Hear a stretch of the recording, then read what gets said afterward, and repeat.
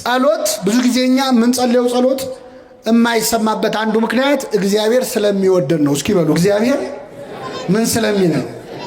ለምን መሰላችሁ? አሁን እዚህ መሃል ወላጆች አላችሁ፣ ልጃችሁ እንደው ቤት ውስጥ አይጥ አስቸግሯችሁ ላይጥ ብላችሁ የገዛችሁት መርዝ ቢኖር ይህንን መርዝ በዳቦ አድርጌ ካልበላው ብሎ ልጁ ቢያለቅስ ወይ ልጄ ለምን ጓጉቶ ይቀራል ብላችሁ ትሰጡታላችሁ? ቢያለቅስስ? አለቀሰኩ ትሰጡታላችሁ? እንገርፈዋለን እንጂ አንሰጠውም። ለምን? ልጃችን ስለሆነ። እግዚአብሔር አባት ነው። ስንት ክፉ ነገር ለምን ነው ይገርማቸዋል። ስንት ነገር የማይጠቅመን ክፉ ነገር ለምን ነው። ሲጀመር አቋምም የለንም እኛ እኮ ስንጸልይ ታውቃላችሁ። ዛሬ በአብዛኛው የማየው ወጣቶች ነው። የወጣቶች ጸሎት ብዙ ጊዜ ከጋብቻ ጋር የተያዘ ነው አይደለም? አዎ። አንድ ወጣት ይመጣና አንዲትን ሴት ይወዳል። እንደው ጌታ ሆይ መድኃኔዓለም እቺን ልጅ እጄ ካስገባ የዛሬ ዓመት ድባብ ነው የምሰጠው ይላል። ተስሎ ሄዶ ሳምንት ሳይሞላ ይመጣና ጌታ ሆይ እቺኛዋን ተዋትና እንዴ ማመልከቻ እንኳን እኮ ሽርዝ ድል ሲበዛው ሪጀክት ይደረጋል። እንኳን ጸሎት ማለት አቋም የለንም። ዛሬ የምንፈልገው ሌላ፣ ነገ የምንፈልገው ሌላ፣ ዝብርቅርቅ ያለ ጸሎት ነው የምንጸልየው። ግን ይሰማናል እግዚአብሔር። አይገርም? ጸሎቴን ያልከለከለ በሉ እስኪ እግዚአብሔር ይመስገን። ምን መሰላችሁ? ልትጸልዩ ስትመጡ ዝም በል ይላል እግዚአብሔር። ስንት ነገር ስታወራ ከቤት እዚህ እስክትደርስ እያማሽ መጥተህ ተሳድበህ ክፉ ተናግረህ መጥተህ አማትበህ ልትጸልይ ስትል በል ዝም በል በዚህ አፍማ እንዳጠራኝ ይላል። ጸሎቴን ያልከለከለ እግዚአብሔር ይመስገን ይሰማናል። የመላእክቱን ምስጋና በሰማበት የእኛን ይስማ። አይገርምም? መላእክትን በሰማበት ይሰማናል። የነሱን መዝሙር በቅድስና የሚዘምሩትን በሰማበት የእኛን ይሰማል። ከኃጢአተኛ አፍ ምስጋና ለምኔ ነው አይልም። በኃጢአት ተወደስኩ፣ በኃጢአተኛ ሰው አፍ ተወደስኩ ብሎ አይቀየምም። ይሰማል፣ ያርማል። ጸሎቶቻችንን የሚጠቅሙንን ወስዶ የማይጠቅሙንን ይተውልናል። የለመነውን ሁሉ ስላልሰማን ስሙ የተመሰገነ ይሁን። የለመነውን ሁሉ ቢሰጠን ገደል እንገባ ነው። እምንለምነውን እንደማናውቅ ያውቃል። ይህ ወንበዴ ግን ብዙ እርማት የማያስፈልገው ጸሎት ጸለየ። በመንግስት በመጣ ጊዜ ምን በለኝ አለ። አይ የለም ጊዜዋን ብቻ አስተካከላት እግዚአብሔር። ጊዜዋን በመንግስት እስክመጣስ አላስጠብቅህም፣ መቼ ከኔ ጋር ትሆናለህ? ተከትለው ሲያዩ ሰውነቱ በፀጉር የተሸፈነ ሰው ይጸልያል እያልጎመጎመ። ቀረብ ሲሉ በጣም ያስፈራ ሰው ገረማቸው። ጸሎቱን ግን ሲሰሙት ደነገጡ። የሚጸልየው ምን ብሎ ነው? ጌታ ሆይ አትማረኝ ብሎ። ምን አትበለኝ? ብሕትውናው ይገርማል፣ ምናኔው ይገርማል፣ ጸሎቱ ግን ያስደነግጣል። ከዛ ቀረብ ባሉትና እጅ ጸፍተው ቀሰቀሱት። መጣ፣ ተሳለመ መስቀል። ማነ? እንዴት ነዚህ ምን ትሰራለህ? እንደዚህ ነው። ስንት ዓመት ወዲህ? ይህን ያህል ጥሩ ነው ያለ ያስከው ነገር ግን የምትጸልየው ጸሎት በጣም ይከብዳል። ምን ነው አለ። አትማረኝ የሚል ጸሎት ከየት ነው ያመጣኸው? አይ አንድ መነኩሴ መተውን ያስተማሩኝ። አይ ሰይጣን የተጫወተባሉት። ሰይጣን መነኩሴ ነኝ ብሎ መጥቶ የውሸት ነገር አስተምረዋል። እና ምን ብዬ ልጸልይ አለ። አባታችን ይበላል። አላውቅም አለ። ቅድስና እንጂ እውቀት የለው። አላውቅም አለ። እውቀት ያስታበያል፣ ፍቅር ግን ያንጻል ይላል ቅዱስ ጳውሎስ። አይ ገረማቸው። ቁጭ አድርገው እኔ እናንተ የምናውቀውን አቡነ ዘበሰማያት ቁጭ አድርገው አስተማሩት። አባታችን በሰማያት የምትኖር ስምህ ይቀደስ፣ መንግስት ትምጣ። በደንብ አስጠኑት። ከዛ ሲችለው በል በቃ እኔ ልሄድ ነው ብለው ተሰናብተውት በጀልባ ተሳፍረው ሄዱ። ቆሞ ሸኛቸው፣ እጁን እያወዛወዘ በጣም ደስ ብሎት በፍቅር አሁን አዲስ ጸሎት ተምሯል። ሊጸልይ ወደ ዋሻው ተመልሶ ጀመረ ጸሎቱን። አባታችን በሰማያት የምትኖር ስምህ ይቀደስ ብሎ ጠፋበት። ቆይ ልመልሰው። በሰማያት የምትኖር ስምህ ይቀደስ ጠፋበት። ቢለው ቢሰራው እምቢ አለ። አይ እኚህ ሰውዬ ሳይርቁኝ በፊት ልድረስባቸውና ይንገሩኝ ብሎ ሮጦ ሄዶ ጀልባውን አስቆመና ስምህ ይቀደስ ብሎ ቀጥሎ ምንድን ነው አላቸው። ሮጦ ሄዶ ነው ያልኳቸው። በምን ላይ ነው የሮጠው? አይሰማም። ሲያዩት ውሃ ላይ እየሄደ ነው። እሳቸው ምን ላይ ነው ያሉት? እና ስምህ ይቀደስ ብሎ ምንድን ነው ሲላቸው፣ በሌኔ ወንድም እንደ ድሮ አትማረኝ ብለህ ቀጥል አሉት። እግዚአብሔር ጸሎቱን ሰምቶታል አልሰማውም? ሰምቶታል። ለምንድን ነው የሰማው መሰላችሁ? እግዚአብሔር የሰማው ያለውን ሳይሆን ለማለት የፈለገውን ነው። እግዚአብሔር ለማለት የፈለግነውን ይስማን። አዎ ልባችን ውስጥ ያለውን ድረስ ጠልቆ ነው የሚሰማው። ከጥልቁ ጠራው እንዳለ ነብይ እግዚአብሔር። ጌታ ሆይ በዚህ መሆን ለኛ መልካም ነው ያሉነ ጴጥሮስ፣ ቀራንዮ ላይ ግን በዚህ መሆን ለኛ መልካም ነው አላሉ። ሸሽተዋል፣ አመልጠዋል። ክርስትና በደስታ ቀን መገኘት ብቻ አይደለም፣ በቀራንዮ ቀን መገኘት ነው። በስቃይ ጊዜ መገኘት ነው። በተገረፈ ቀን መገኘት ነው። ንግስ ላይ መገኘት ብቻ አይደለም። ማመስገን፣ መዘመር፣ ከበሮ መምታት፣ እልል ማለት ብቻ አይደለም።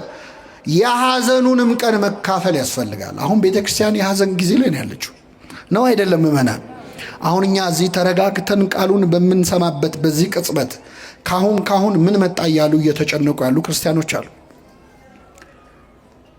ካሁን ምን መጣ እያሉ እኛ የዛሬ 2000 ዓመት ስለተሰደደችው እመቤታችን አይደል ማህሌት ምን ቆሙ እንደርሱ ከማሐዘን ወተሰዶ እያለን እንደርሷ ያለ ስደት መከራ የደረሰበት እያለን እንዘምራለን። ስዕሏን ይዘን ሕፃን ታቅፈው መከራ የተቀበሉ እናቶች ግን እዚሁ ሀገራችን አሉ። ልጆቻቸው እጃቸው ላይ መከራ የተቀበሉ። የዚህ ቀን ነው እውነተኛ ክርስቲያን የሚታየው። ዮሐንስን ሆኖ ለመገኘት አምላካችን በቸርነቱ ይርዳል። ጌታ ሆይ በመንግስት በመጣ ጊዜ ምን በለኝ አስበኝ። ድንቅ ጸሎት ከወንበዴ የተገኘ የማይመስል ለእኛ ለወንበዴዎቹ የሚጠቅም ትልቅ ጸሎት ነው የጸለየው። አስበኝ፣ በመንግስት በመጣ ጊዜ አስበኝ። ስራዬን እንዳታስብብኝ፣ እኔን ግን አስበኝ።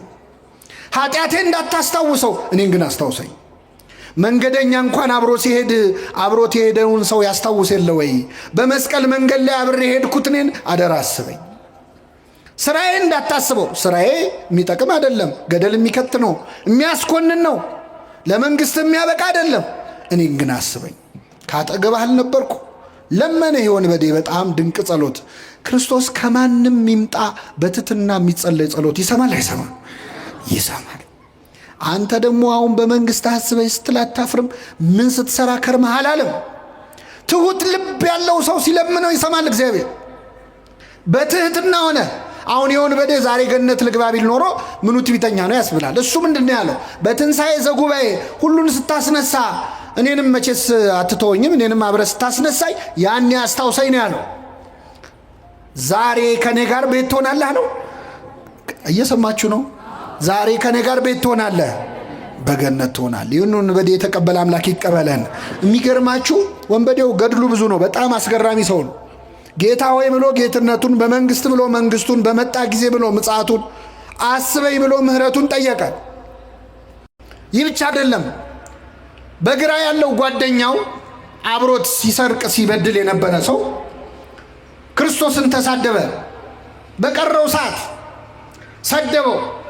እስቲ እግዚአብሔር ያሳያችሁ ክርስቶስ ምን ያህል እንደተገረፈ ነግሬያችኋል። የቆሰለ ሰው ይሰደባል ወይ? እንደዛ ስቃይ ላይ ያለ ይሰደባል ወይ? ተሳለቀበት። ራስህን አድን። እኔ በቤተ ክርስቲያን መከራ የሚሳለቁ ሰዎች ነው የሚመስለኝ ይህ ሰውዬ። የግራ ወንበዴዎች አሉ። አብያተ ክርስቲያናት ሲቃጠሉ፣ ምዕመናን ሲገደሉ ይበላቸው የሚሉ ሰዎች ማለት ይበላቸው። ራስህን አድን። አንተ ክርስቶስ አይደለህ? ሙት የምታስነሳ ድውይ የምትፈውስ እስቲ እንይ የሚሉ ማለት ክርስቶስን ዓርብ ዕለት ያልሰደበው አለ መሰላችሁ? እኔ ከሁሉም ይገርሙኝ መንገድ አላፊዎች ሰድበውታል። በዛ ጋር ሲያልፉ ሰድበውት ያለፏል። አያውቁትም እኮ ግን የሁሉ ሰው የሰደበው መቼስ የሆነ ችግር ቢኖርበት ነው ብለው ስድብ አዋጥተው ሄዱ ሰዎች። ስድብ ከማዋጣት ይጠብቃችሁ። አሁን በዚህ በሚዲያ ዘመን አናጣራም እኮ የሆነ ሰው 10 ሰው ከሰደበው 30 ሰው ይጨምርለታል። የሚያውቀውም የማያውቀውም የሆነ ስድብ ያዋጣል።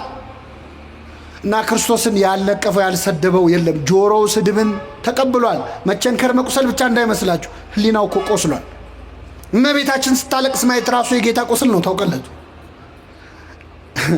ወዳጁ አልዓዛር በሞተ ጊዜ የአልዓዛር እህቶች ሲያለቅሱ አይቶ ክርስቶስ አለቀሰ ይላል። እነማ ሲያለቅሱ አይቶ? የአልዓዛር እህቶች ለቅሶ ካስለቀሰው እናቱ ስታለቅስ ሲያይ ምን ይሰማው ይሆን? ጌታችን እኮ ከሚስማር በላይ የወጉ ሐዘኖች አሉት ዓርብ ዕለት ታውቃላችሁ። የእመቤታችን እንባ ራሱ ለቅሶ ነው። ስድቡ፣ ጥላቸው፣ ክህደቱ፣ ሐዋርያቱ ጥለውት ሄዳቸው እና የወንበዴ በግራ ያለው ሰደበው። የቀኝ ወንበዴ ግን ምን አለ? አንተ እንደዚህ አይነት ፍርድ ላይ ያለ እግዚአብሔርን አትፈራ? እኛስ ስላደረግነው የሚገባንን እንቀበላለን። ይህ ግን ምንም ክፋትን አላደረገም። ጓደኛውን መከረው። አንተ በእግዚአብሔር እጅ ተይዘ ልትሞት ደቂቃ ቀርቶ እግዚአብሔርን አትፈራውም ወይ አለ። የጥበብ መጀመሪያ ምን ይስበከው ከዚህ በላይ? የጥበብን መጀመሪያ ነገረው። እግዚአብሔርን ፍራ እንጂ አትፈራም ወይ ብሎ መከረው። አብረው ነው ኃጢአት የሰሩት። ይሄ ንስሐ ገብቶ በመንግስት አስበይ ብሎ ገነት ገባ። ያ ግን በቀረችው ዕድሜ እስከ ዛሬ ኃጢአት የነበረው የምግባር ችግር ነው፣ የክህደት ጨምሮበት የሃይማኖት ችግር አድርጎት ተኮነነ። አሁን ጓደኛሞች አላችሁ እዚህ መሃል፣ ወይ ጓደኛ ያለን ሁላችንም የሆነ ጓደኛ ይኖረናል። አብረን ኃጢአት እንሰራለን፣ አብረን ግን ንስሐ እንገባ። አብረን እንጠጣለን፣ አብረን እንሰክራለን። ና እንጠጣ፣ ና እናመንዝር፣ ና እንጨፍር፣ ና እንስከር የሚል ጓደኛ አለ። ና ንስሐ እንግባ የሚል ግን የለም። አብሮ መበደል እንጂ አብሮ ይቅር በለን ማለት እኮ አንችልም። ጓደኛ ማለት ለኃጢአት የሚጠራህ አይደለም፣ ለንስሐ የሚጠራህ ነው። ይህ ወንበዴ ከጎኑ ያለውን አብሮት የተሰቀለውን ጓደኛውን እግዚአብሔርን ፍራ እንጂ ብሎ መከረው። አንድ ሁለት፣ እኛ ስላደረግነው የሚገባንን እንቀበላለናል። ለተረገመው የመስቀል ሞት የሚያበቃ ኃጢአትን ምን ብለናል? ሰርተናል አለ። ተአምኖ ኃጣው ማለት ኃጢአቱን አመነ። ሶስተኛ፣ ማንም ያልመሰከረው ምስክርነት ሰጠ። ከኔ ጋር በሉ፣ ይህ ግን አይሰማም። ምንም ክፋትን አላደረገም። ማንን ነው? ክርስቶስ። ዓርብ ዕለት ክርስቶስን ምንም ክፋት አላደረገም ብሎ የመሰከረለት ሰው አለ? አይናቸውን ያበራው ሰዎች አይኔን አበራው እንጂ ምን አጠፋ ብለዋል አላሉ? አንድ ሰው እኮ ሊመሰክር አልመጣም። አይገርም? እግዚአብሔር ጥቂት ሲለምኑት ብዙ የሚሰጥ አምላክ ነው። ሰሎሞን ጸሎት ጸለየ። ይገርማቸዋል። መጣና መቅደሱን ሰርቶ ተንበረከከ። ምን ብሎ ጸለየ መሰላችሁ? እንደው ጌታ ወይ ሌላ አይደለም ጥበብንና ማስተዋልን ስጠኝ አለ። ሲለው ምን አለ እግዚአብሔር? ሀብት አልለመንከኝም፣ ዝና አልለመንከኝም፣ ወይም ደግሞ ጠላቶቼን ድል የምነሳበት ኃይል ስጠኝ አላልክም። አንተ የለመንከው ጥበብና ማስተዋልን ስለሆነ ሀብቱንም ዝናውንም ድል መንሳቱንም ጨምሬ ሰጥቻለሁ አለ። እግዚአብሔር ትንሽ ሲለምኑት ልመናው ደስ ካለው ያለመንከውን ይጨምርልሃል። ሌላ ልጨምርላችሁ። ሁለት ሰዎች ሊጸልዩ ወደ ቤተ መቅደስ መጡ። አንዱ ቀራጭ ነው፣ ኃጢአተኛ። ሁለተኛ ፈሪሳዊ ነው። ሁለቱም መጸለይ ጀመሩ። ፈሪሳዊው እንደው በጣም አስቂኝ ጸሎት ነው ያደረገው። ምንድነው? ጽድቁን ነው የሚያወራው። ጌታ ሆይ በሳምንት ሁለቴ ጾማለሁ፣ በሳምንት ሁለቴ ምን እላለሁ? አሁን ጸሎት ነው ሪፖርት ነው። ጾማለሁ፣ ካለኝ ከ10 አንዱን እሰጣለሁ፣ እንዲህ አደርጋለሁ እያለ ይመጻደቃል። ቀራጩ እዛ ጋ ቆሟል እና እየጸለየ ዞር ብሎ ሳይው ቀራጭም አለ። በሳምንት ሁለቴ ጾማለሁ፣ አስራት አወጣለሁ፣ እንደዚህ ሰውዬ ስላላደረከኝ ምን እልሃለሁ? አይገርም? ምጽድቂያው ማለት ነው። እንደዚህ ሰውዬ ስላላደረከኝ አመሰግንሃለሁ አለው። ያ ሰውዬ ግን ቀና ብሎ ማየት ፈርቶ፣ ቀራጩ ማለት ነው። ልክ ምናሴ በጸሎቱ እንዳለው ቀና ብዬ የሰማይ ርዝመት አይ ዘንድ አገባቢ አይደለም እንዳለው ቀና ማለት ፈርቶ ወደ መሬት አጎንብሶ ጌታ ሆይ እኔን ኃጢአተኛውን ማረኝ አለ። እስኪ በሉ እኔን ኃጢአተኛውን ማረኝ። ልክ ይህንን ሲል ይህ ቀራጭ ይላል ጻድቅ ሆኖ ወደ ቤቱ ተመለሰ ይላል። ከዚህች ቤተ ክርስቲያን ጻድቅ ሆኖ ለመመለስ ያውቃል። አይገርምም? ኃጢአተኛ ሆኖ ገብቶ ምን ሆኖ ተመለሰ? አሁን እኔ እሱን አይደለም የፈለግኩት። ጌታ ሆይ ጻድቅ አድርገኝ ብሎ ጸልዋል። እኔ ጸልየው ምንድን ነው ያለው? እኔን ኃጢአተኛውን ምን በለኝ ማረኝ። እሱ ምህረት ነው የለመነው። አረ ምህረት ብቻ አይበቃህም አንተ ጻድቅ አድርጌሃለሁ። እግዚአብሔር ትንሽ ሲለምኑት ብዙ የሚሰጥ አምላክ። እግዚአብሔር ጸሎታችንን አስተካክሎ ይስማል። አሁን እኮ በእውነት እግዚአብሔር አቅንቶት ካልሆነ የኛ ጸሎት ነው። እየሰማችሁ ነው? ሲጀመር የኛ ጸሎት አንደኛ አባታችን ሆይ መቼ ጀመረን ከመቼው እንዳለቀ ገርሟቸው ያውቃል አያውቅም? ብን ያለ ጸሎት ነው። ወይ ትኩረት የለው ወይ ተመስጦ የለው። ለምነው ምድራዊ ነገር። ይሄ ወንበዴ ከኛ እንዴት ተሻለ? ጌታ ሆይ በምን አስበኝ ነው ያለው። በምን? እኛ ምን ለምነው መንግስቱን ነው ወይ?